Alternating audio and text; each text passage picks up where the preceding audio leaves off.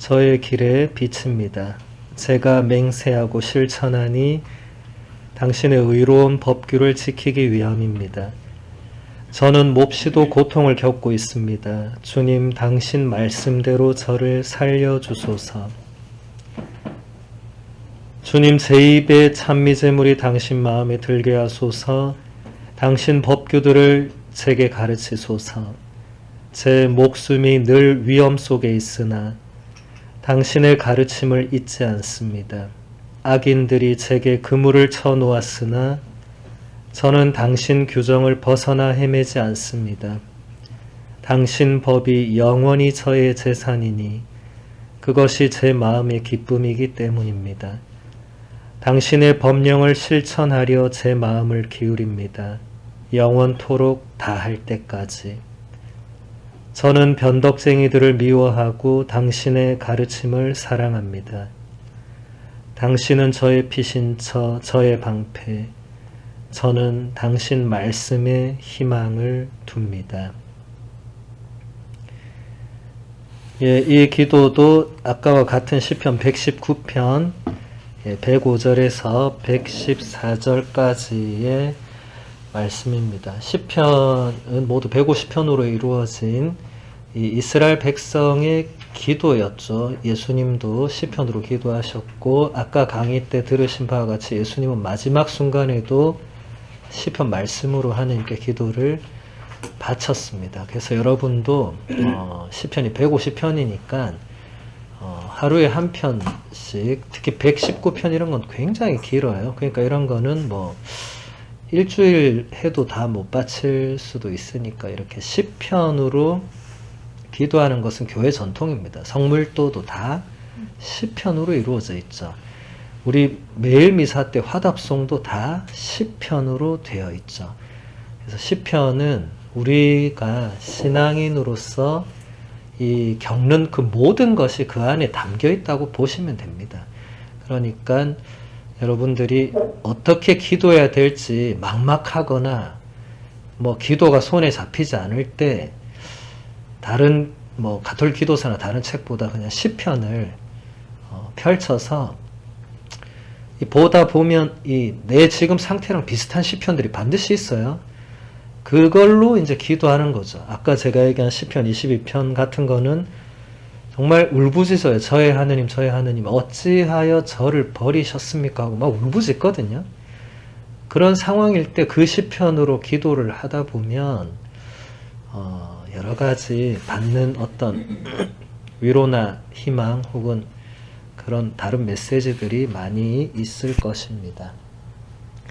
그러면 계속 이어서 보도록 할게요. 26항에서 베네딕토 교황님은 이런 말씀을 하십니다. 구약 성경과 신약 성경에서 우리는 매우 자주 죄가 하느님의 말씀을 듣지 않는 것으로 계약의 파기로, 다시 말해서 당신과 친교를 이루도록 부르시는 하느님께 인간이 자신을 닫는 것으로 묘사되는 것을 볼 수 있습니다. 사실 성경은 인간의 죄가 본질적으로 불순종이고 듣지 않는 것임을 보여줍니다. 십자가에서 죽기까지 순종하신 예수님의 철저한 순명은 인간의 이 죄를 남김없이 드러냅니다. 여기서 교황님은 죄를 이제 성경에서 물론 묘사된 거지만 이제 세 가지로, 자, 첫 번째는 하느님의 말씀을 듣지 않는 것, 두 번째는 계약을 깨뜨리는 것, 세 번째로 이 인간이 자신을 닫아버리는 것.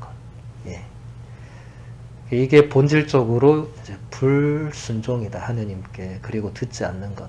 그러니까 하느님의 말씀을 듣지 않는 것이 죄다, 죄. 우리는 이런 생각을 잘 안 하고 살아요. 그래서 하나님 말씀을 잘 안 듣는지도 몰라. 이게 죄라고 생각하면 누가 죄 짓고 싶습니까? 그죠?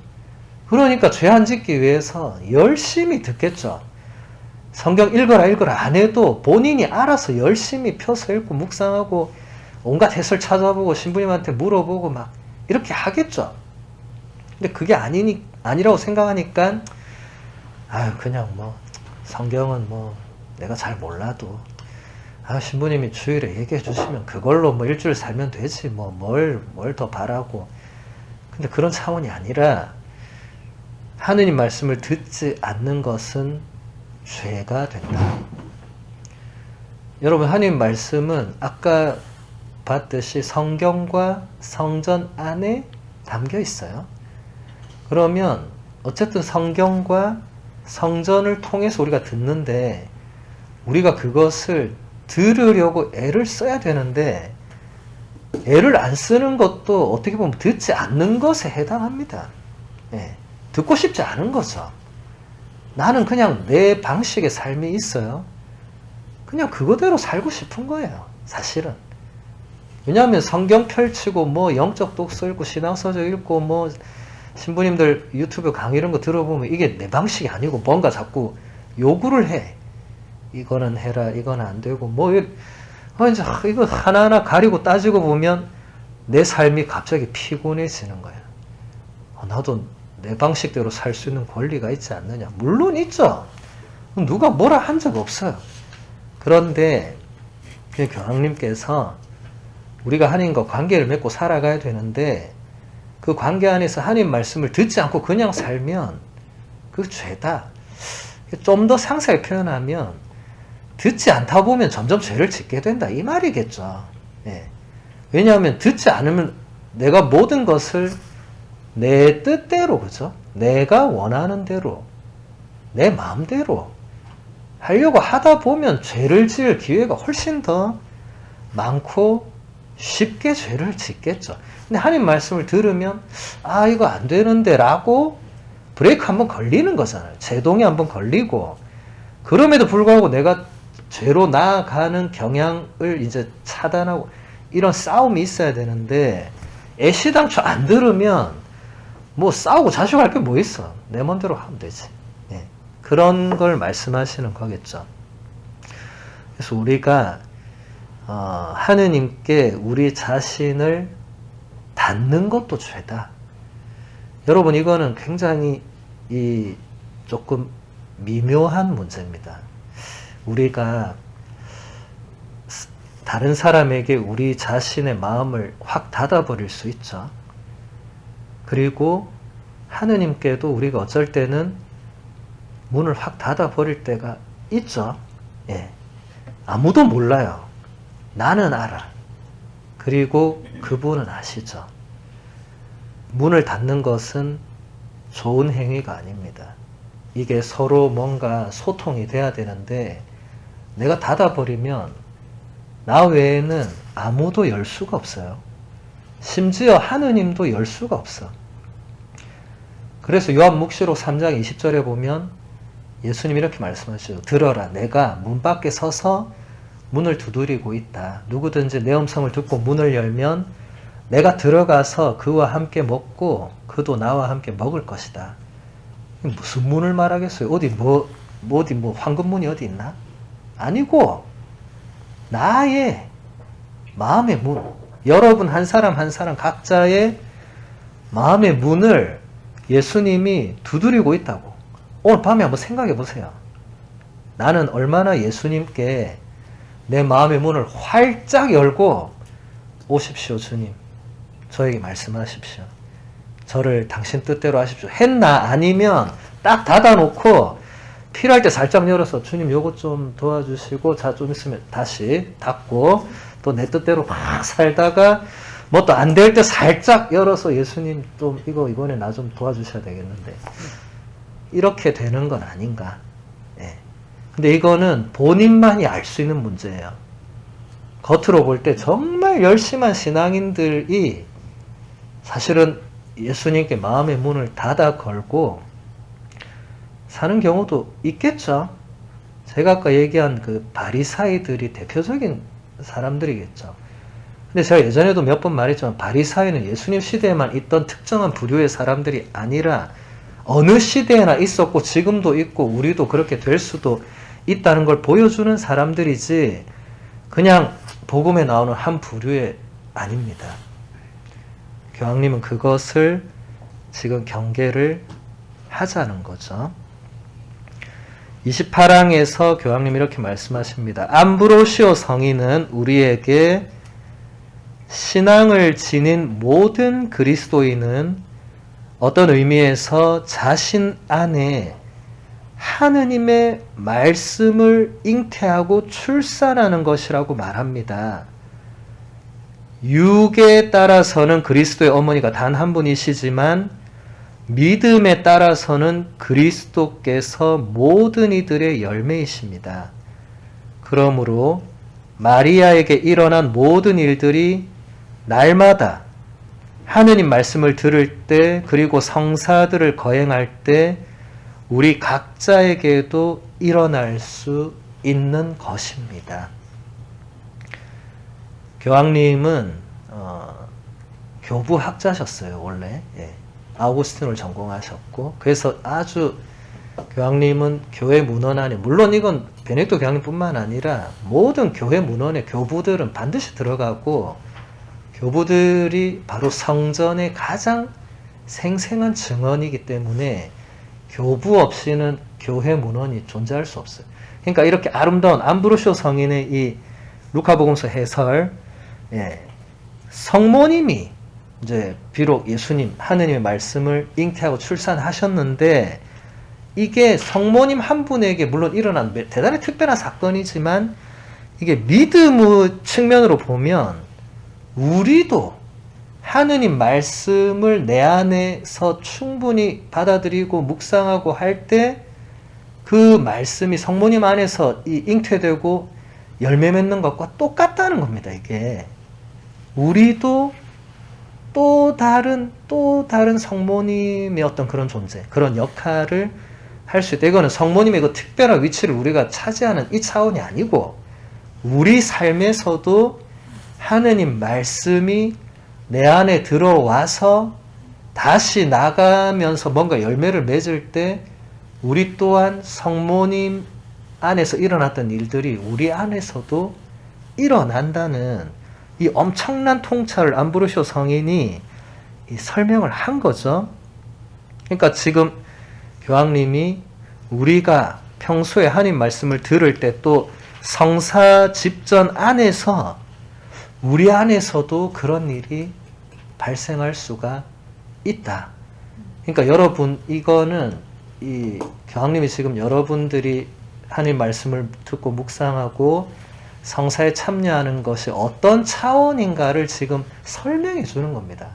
그냥 내가 하느님이 필요해서 내가 지금 급하니까 이런 차원이 아니고 이거는 성모님이 가브리엘 천사로부터 그 예고를 받아들이고 당신 안에 10달 동안 하느님 말씀을 잉태하고 출산했던 그 모든 것이 우리 안에서도 특히 성사 안에서 그게 일어날 수 있고 우리 안에서 일어나야 된다는 거죠.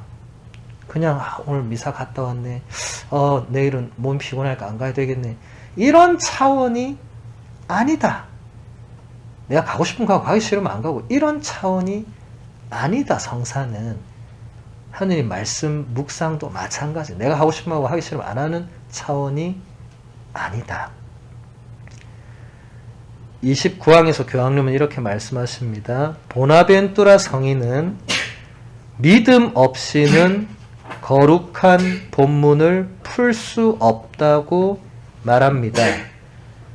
예수 그리스도에 대한 알므로부터 마치 샘에서와 같이 성경 전체에 대한 확실함과 이해가 흘러나옵니다.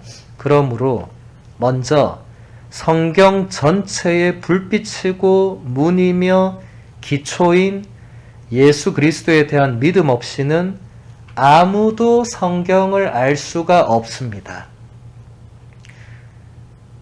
자, 성인의 말씀들은 진리를 담고 있다고 할 때 예수 그리스도에 대한 믿음이 없이는 성경을 읽어도 제대로 이해를 할 수가 없다. 그래서 수많은 사람들이 전혀 예수님에 대한 믿음이나 이런 게 없는 상태에서 성경을 읽잖아요.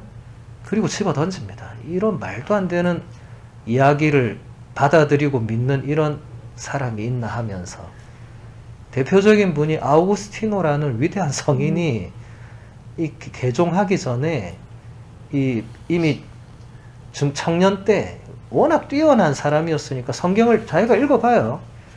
그리고 갖다 버립니다. 세상에 이런 조잡한 책이 있나 하고, 도대체 이런 걸 뭐하러 읽고 하는지 모르겠다고 갖다 버려요. 근데 암브로쇼 성인, 제가 방금 아까 제가 한 게 아니고 교황님이 인용한 암브로쇼 성인이 성경을 풀이하는 걸 듣고 아우구스티노 성인이 깜짝 놀랍니다. 그리고는 눈을 뜨게 되죠. 아, 내가 전혀 무지한 상태로 예수 그리스도를 전혀 모르는 상태로 그냥 성경을 읽어서 그때는 조잡함에 극치라고 비난하고 갖다 버렸구나.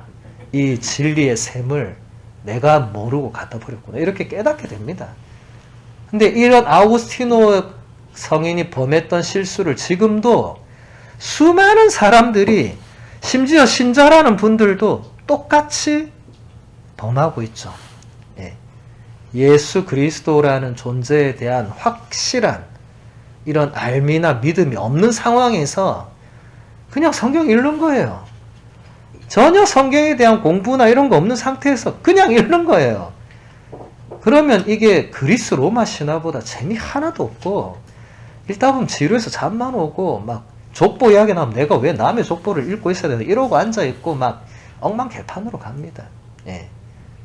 그래서 우리가 예수 그리스도에 대한 암, 그리고 그분에 대한 믿음, 이것이 반드시 먼저 깔려있는 상황에서 성경을 읽어야 되고, 보나벤투라 성인이 아주 아름답게 표현하죠. 성경 전체의 불빛이고 문이고 기초가 바로 예수 그리스도이시다.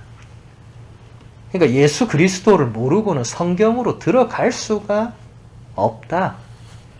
그렇지 않고 그냥 읽으면 이게 그리스 로마 신화도 수준도 못 되는 조잡한 책이 됩니다.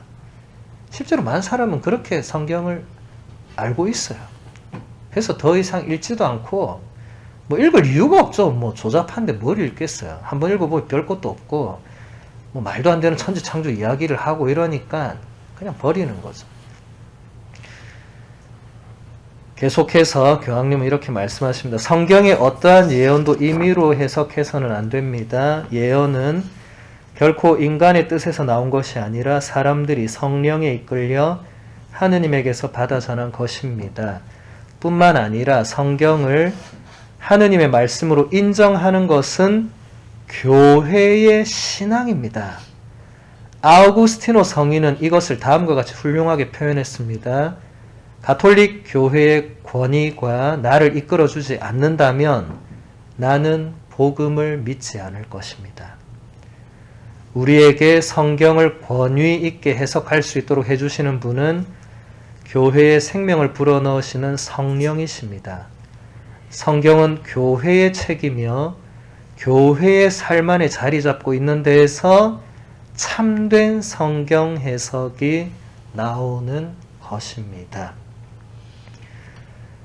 먼저 첫 번째 문장들은 교황님 말씀이 아니라 베드로 2서 1장 20절 21절의 말씀입니다. 성경의 어떤 예언도 임의로 해석해서는 안 된다.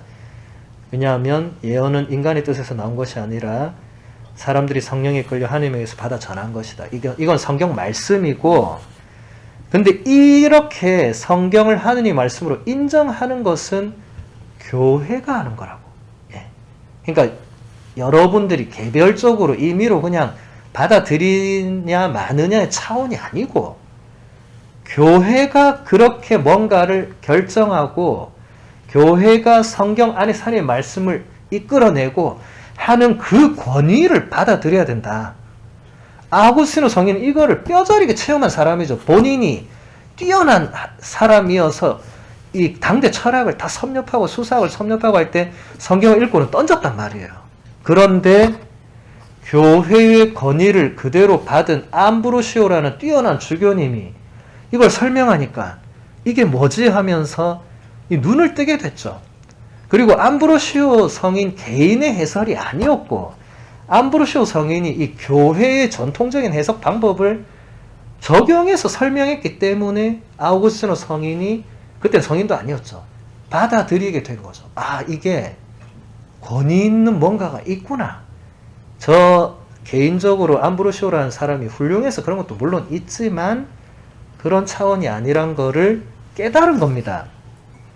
그래서 아우구스티노 성인이 얘기한 거예요. 가톨릭 교회의 권위가 이끌어주지 않으면 복음이라고 하더라도 나는 믿지 않을 거라고. 본인 체험입니다, 이거는. 예.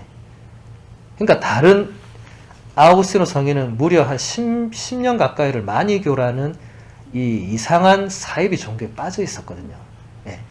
만이교 이런 데서도 성경을 골라서 막 써요. 예. 근데 자기네 교리를 해석하는데 유리한 걸 골라서 써요. 그런데 10년을 빠져 살았기 때문에 아우구스티노 성인은 이 참된 이 교회의 권위, 이게 얼마나 중요한지를 뼈저리게 깨달은 거죠. 그래서 성경은 교회의 책이라고 교황님이 설명하죠. 여러분 개인이 그냥 읽거나 말거나, 그리고 읽고 어떤 건 받아들이고 어떤 건 버릴 책이 아니라 교회의 책입니다. 교회.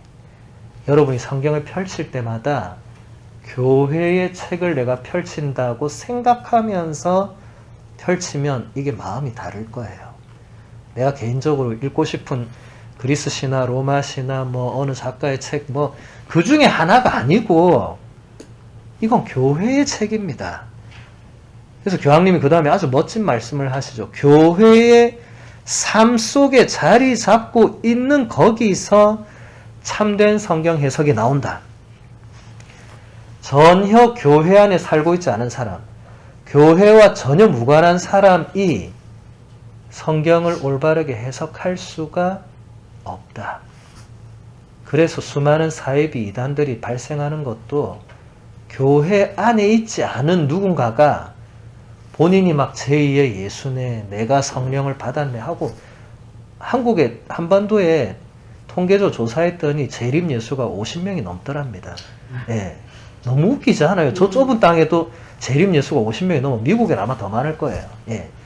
교회 안에 있지 않으면 이런 일은 언제든지 발생하고, 아마 앞으로도 제가 아까 얘기했죠. 지구 멸망할 때까지 사이비 이단도 계속 같이 갈 거라고. 밀과 가라지에 비유해서 예수님께서 가라지를 너네가 자르지 말라고 했던 것처럼 그거는 그렇게 될 수밖에 없다. 참된 교회의 권위를 모르고 혹은 그 안에 있지 않고 그걸 받아들이지 않는 사람이 존재할 수 있기 때문에 어쩔 수 없는 겁니다. 30항에서 교황님은 이렇게 말씀하십니다. 예로니모 성인은 우리가 결코 혼자서 성경을 읽을 수 없다고 상기시킵니다.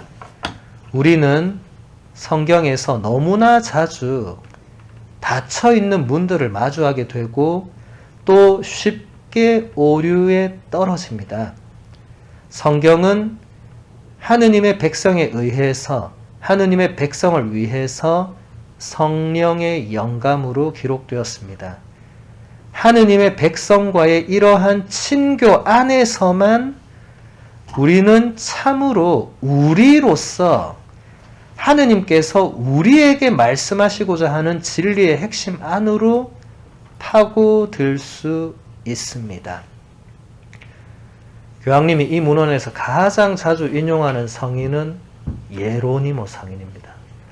교황님이 이 주님의 말씀이라는 문헌을 반포한 날짜도 9월 30일 예로니모 성인의 축일입니다.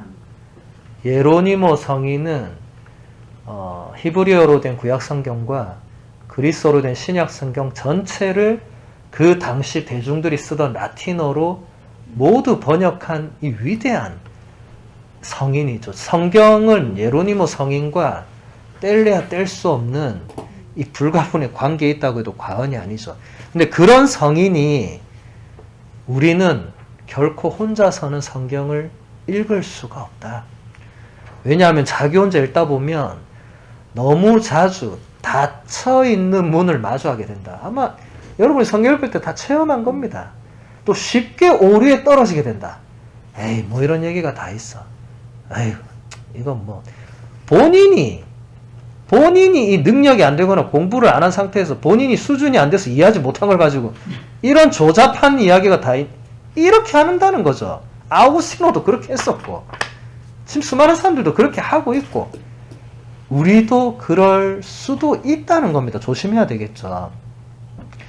성경은 하느님의 백성에 의해서 기록되었다. 그리고 하느님의 백성을 위해서 기록되었다.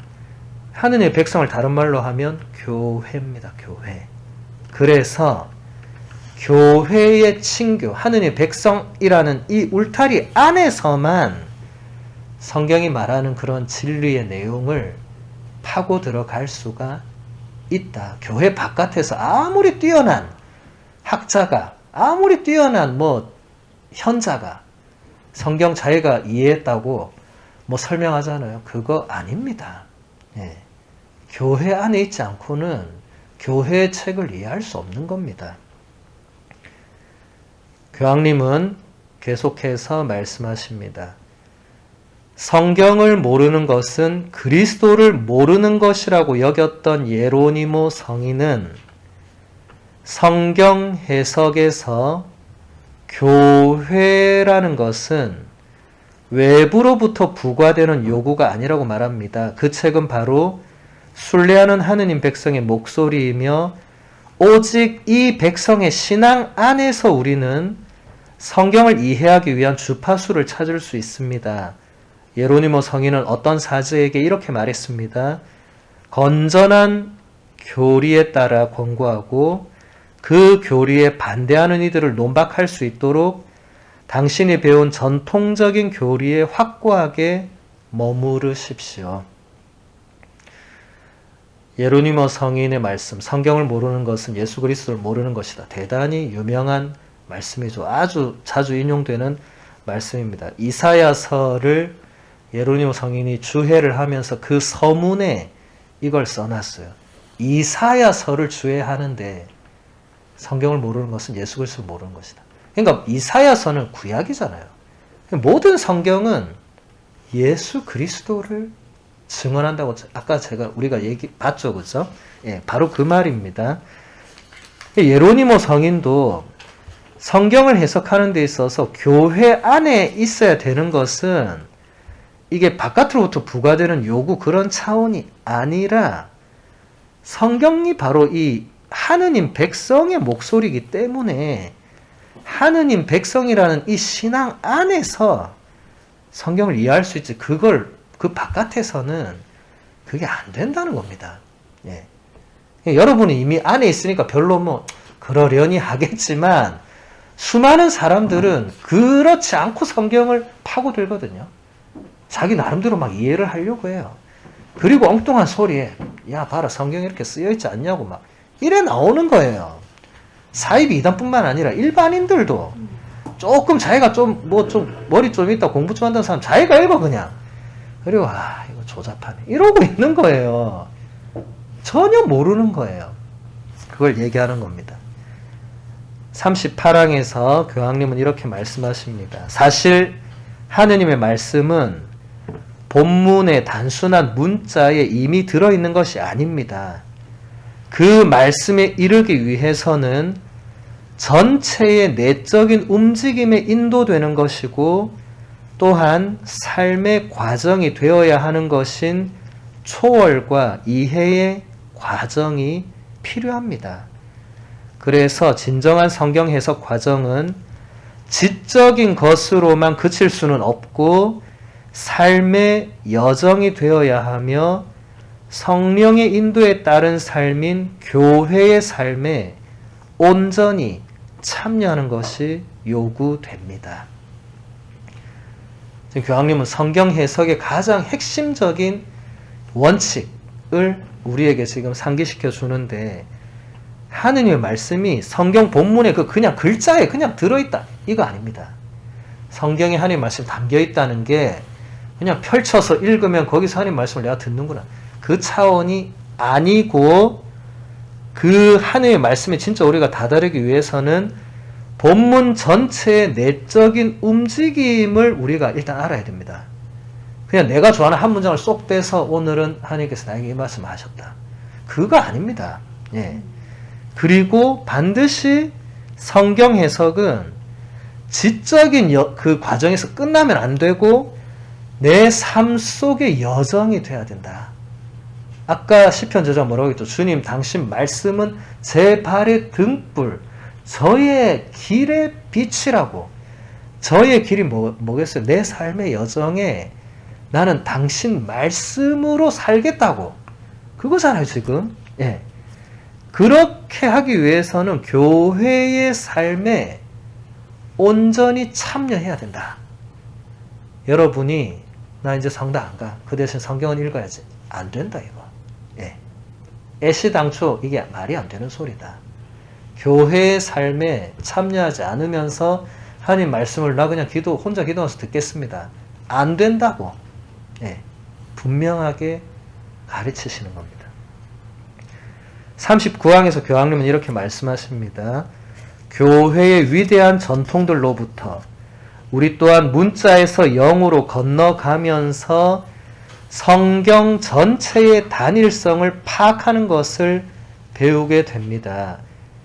우리를 끊임없이 회개로 부르시며 우리 삶의 말씀을 건네시는 하느님의 말씀은 유일하기 때문입니다. 여기서 생 빅토르의 위고의 다음 말은 우리에게 확실한 지침이 됩니다. 성경 전체는 단 하나의 책이고 그 단 하나의 책은 예수 그리스도이시며 예수 그리스도에 대해서 말하고 예수 그리스도 안에서 완성됩니다.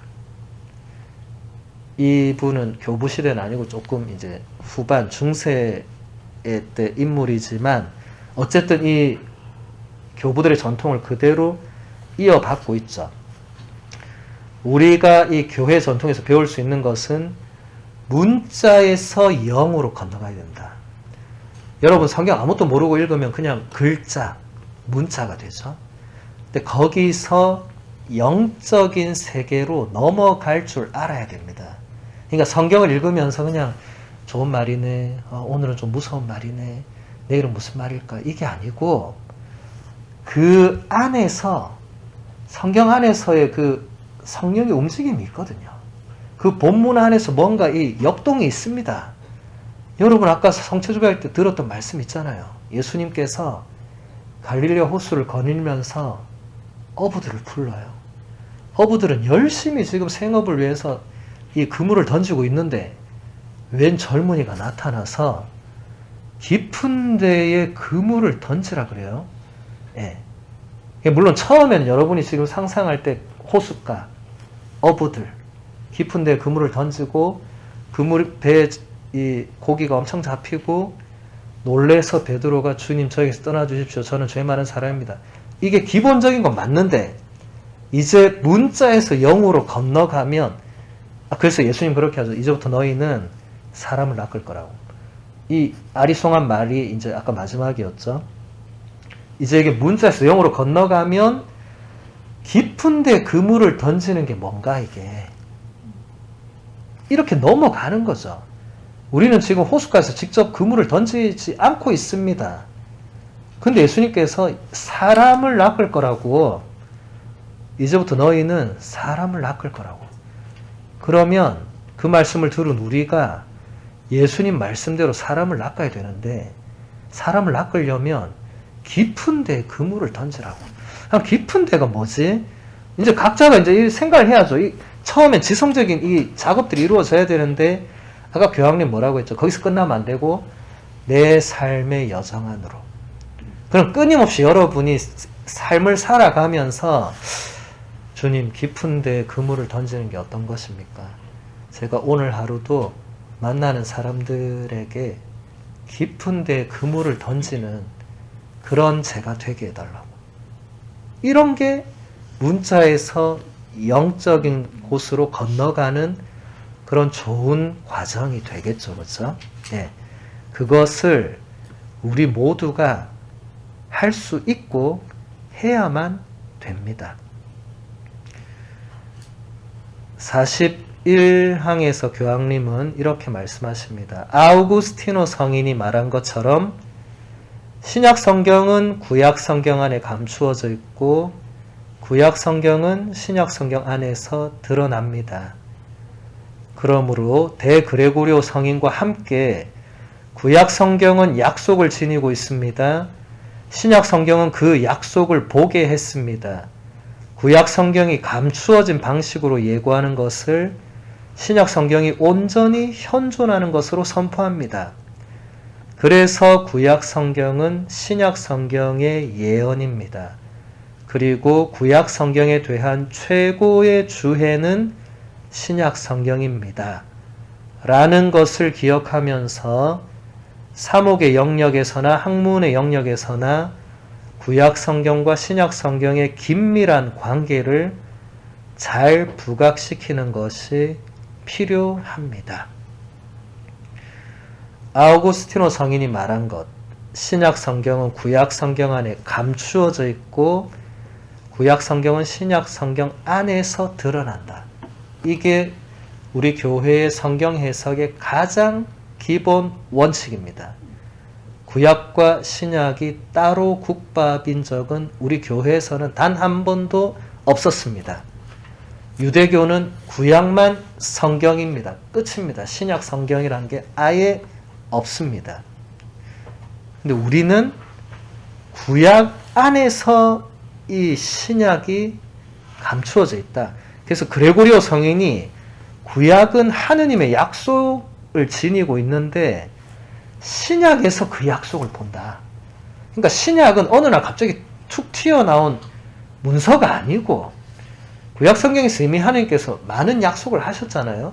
근데 그 중에서 가장 중요한 것은 때가 되면 메시아를 보낼 것이라는, 지금 우리가 기다리고 있는 바로 그분에 대한 약속이 구약 성경 곳곳에 나오는데 신약 성경에서 이제 그 약속을 우리가 직접 보게 되겠죠. 우리 조금 이따 2주 뒤에 성탄 때 우리가 신약 성경의 말씀을 들으면서, 물론 구약의 말씀도 듣습니다. 그 밤에. 근데 구약의 말씀은 그 약속의 말씀을 듣는 거지, 약속이 이루어졌다는 말씀은 신약에서만 듣습니다. 신약이 없으면 구약은 영원히 약속만 말합니다. 그러니까 유대교는 아직도 메시아를 기다리고 있습니다. 왜냐하면 아직도 약속의 실현이 이루어지지 않았다고 보는 거예요. 그래서 내 통곡의벽에서 막 기도를 해요. 메시아를 보내달라고. 우리는 벌써 메시아 온 지 2021년 됐다고 하는데 쟤네는 아직까지 하늘이 왜 안 보내주십니까? 이러고 있어요. 그 말려도 소용없어. 말리지 마세요. 놔두세요. 왜냐면 말려도 우리 말 안 들을 거니까 계속 기도하세요. 예, 열심히 메시아 오라고 기도하세요. 예, 그 어쩔 수 없는 거니까.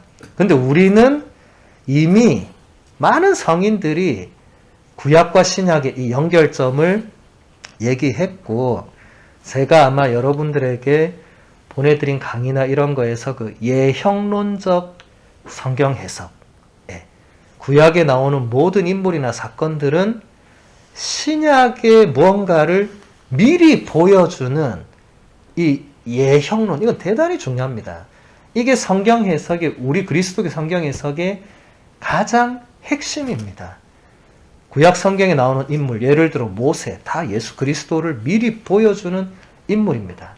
이스라엘 백성이 이 이집트에서 홍해 바다를 건너서 약속의 땅으로 넘어가는 것, 이게 예수님의 그 파스카, 순환, 죽음, 부활, 이것을 미리 보여준, 이렇게 다 모든 것이 예형된, 미리 보여주는 것, 이건 굉장히 중요한 겁니다. 여러분들이 구약 성경을 읽을 때는 항상 예형론을 떠올리면서 읽으셔야 되고, 그런 해석들을 아마 다른 서적들을 읽으면 곳곳에서 발견할 수가 있을 겁니다. 46항에서 교황님은 이렇게 말씀하십니다. 우리가 함께 성경에 귀를 기울이는 것은 사랑의 대화로 이끌고 또한 진리의 대화에서 자라날 수 있게 합니다.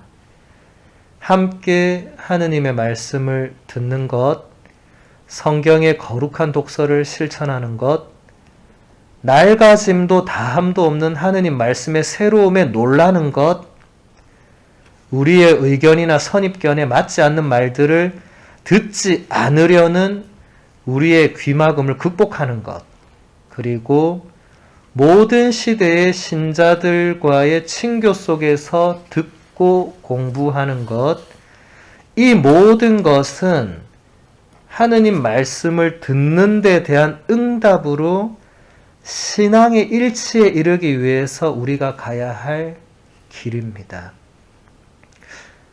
교황님은 대단히 구체적으로 우리 신앙인이 뭘 해야 되는가를 말씀하십니다. 첫 번째, 함께 하느님의 말씀을 들어야 한다.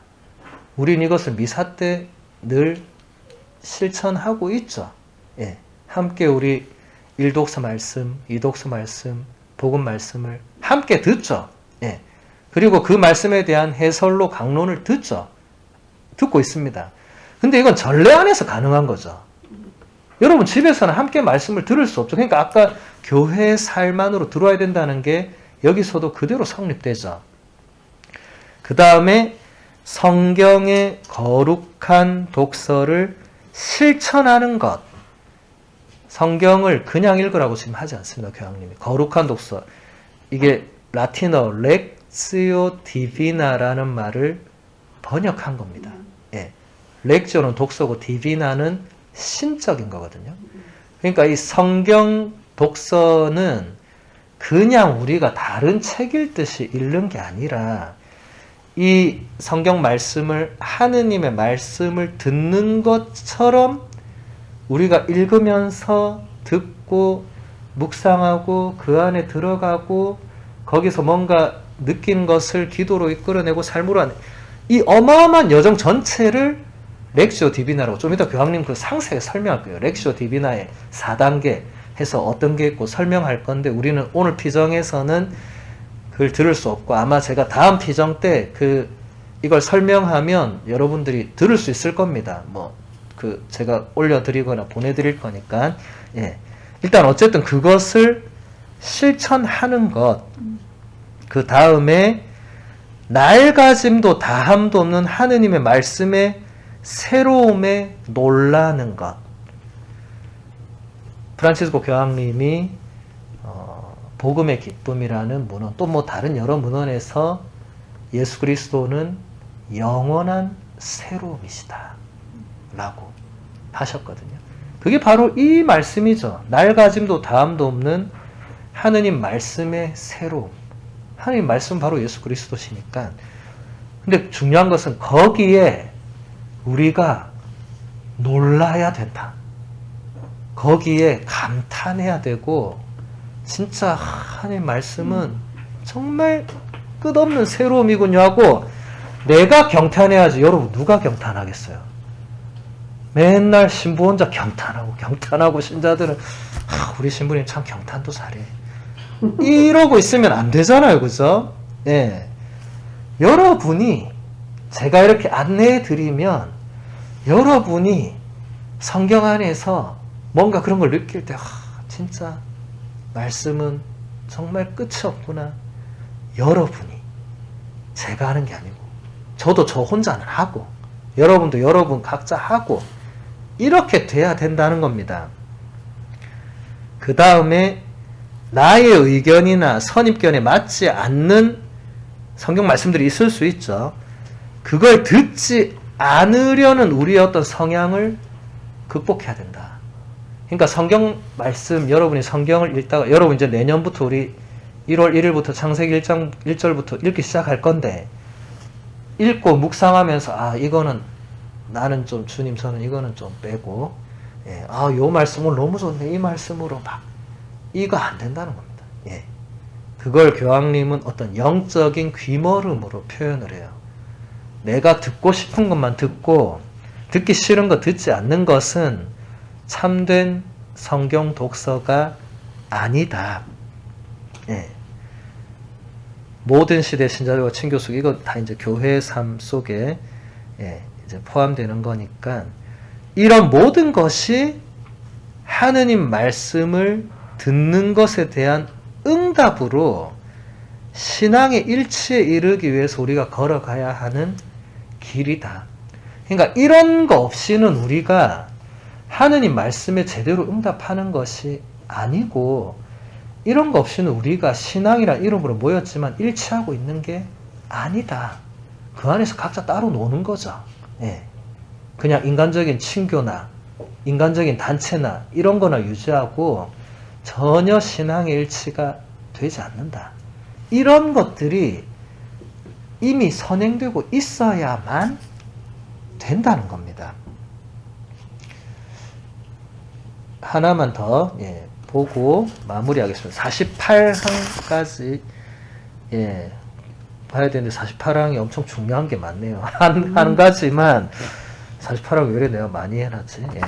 48항 중에 하나만 보도록 하겠습니다. 교황님 이렇게 말씀하십니다. 하느님의 말씀을 참으로 살아냈던 사람들, 곧 성인들에게 귀를 기울이지 않는다면 성경 해석은 불완전한 것으로 머물 것입니다. 선한 이들의 삶은 살아있는 성경 해석입니다. 사실 성경의 가장 깊이 있는 해석은 경청과 독서와 꾸준한 묵상으로 자신이 하느님의 말씀을 통하여 형성되도록 내 맡겼던 분들에게서 나옵니다. 우리 교회 성인 성녀들에 대한 아주 아름다운 표현입니다. 지금 교황님은 그분들을 하느님의 말씀을 진정으로 삶으로 살아냈던 분들이라고 일단 묘사를 합니다. 우리 교회 수많은 성인 성녀, 여러분이 아는 여러분 각자의 성인 성녀만 생각해도 그분들은 다 일단 하느님의 말씀을 자기 삶으로 온전히 살아냈다. 적어도 그러기 위해서 엄청나게 애를 썼다. 그냥 내가 필요할 때 말씀을 찾고 필요하지 않으면 이제 다른 거 하고 이렇게 한 게 아니고 오직 그 말씀이 내 안에서 이루어지도록, 뭐 성모님도 마찬가지고, 그래서 우리가 그 성인들에게 귀를 기울여야만 성경 해석이 제대로 될 수 있다. 그러니까 여러분들이 지금 교황님 뭘 말씀하시는 거죠? 우리가 여러분이 혼자 성경 읽고 해석하기 너무 어렵잖아요. 그럴 때 성인들에게 도움을 받으라는 겁니다.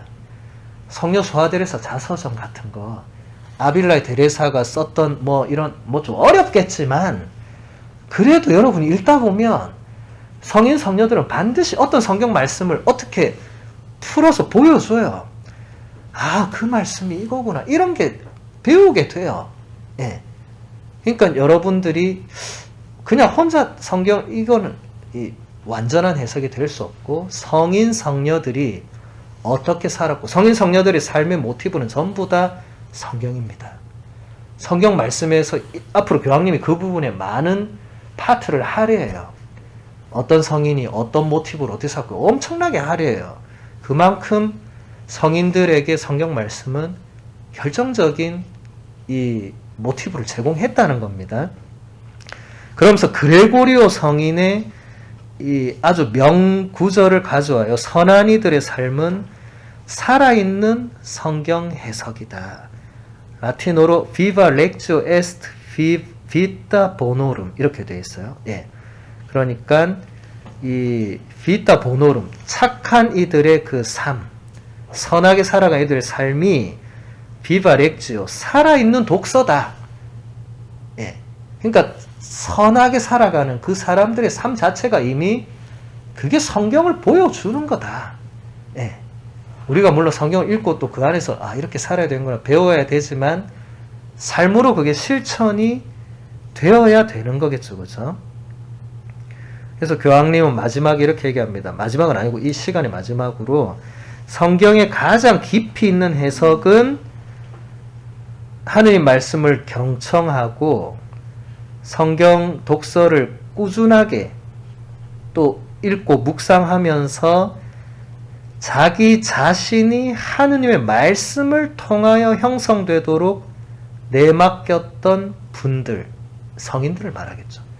그분들에게서 성경에 가장 깊이 있는 해석이 나오고, 그러면 우리도 이렇게 경청, 지금 교황님 네 가지네요. 경청, 독서, 꾸준한 묵상, 이 세 개로 자기 자신이 하느님의 말씀을 통해서 형성되도록, 여러분의 삶이, 우리의 삶이 하느님의 말씀으로 이루어지도록 우리도 그렇게 내맡겨야 된다.